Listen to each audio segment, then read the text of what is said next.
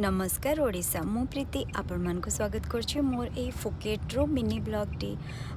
जेमति कि आपण माने जानछन्ती मु भी फुकेट रे अछि फुकेत आछछु हम माने बुलिबा को तो एटा थिला मोर सेकेंड डे आमे सेकेंड डे रे जाइतलु फिफी आइलैंड बुलिबा को एते बढ़िया एते सुंदर सतरे आम पृथ्वी रे केते सुंदर सुंदर जगह अछि ना आउ एगुड़ा सब देखिले ना मन हो रही मुझे जीविनी एते बढ़िया लगुला माउंटेन विथ बीच रो जो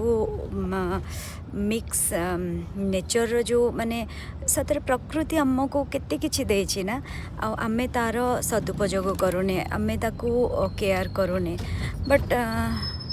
ठीक अच्छे देखु केते बढ़िया जगह आम मैंने बहुत एंजॉय कलु बहुत गरम थिला टिके एठी वर्षा होतिला बाकी वर्षा टिके है कि पुणी खरा बहुत जोर होतिला बट ठीक अच्छे आम बहुत एंजॉय करथलु बहुत बुलीथिलु एटी फिफी आइलैंड रे डे 2 एंड डे 3 आमर बहुत बढ़िया से गला आमे सेठी जाइकी पुणी से बीच बोट रे आम पई से माने खाइबा अरेंज करथिले लंच रे थाई फूड थिला थाई फूड मते एमती भी पसंद सते वेजीज आ थाई करी एवडा सब मते बहुत पसंद मु वेज खाइतली वेज ऑप्शन नहीं नेतली कारण मु बाहर नॉन वेज खाएनी नॉन वेज माने मु तो चिकन ही खाए चिकन मते बाहर पसंद नुहे तो खाइतली एटा एठिकार ऑथेंटिक कोकोनट एक गोटे डेजर्ट थिला कोकोनट आइसक्रीम डेजर्ट सेटा भी ट्राई करथली बहुत बढ़िया बहुत यम्मी थिला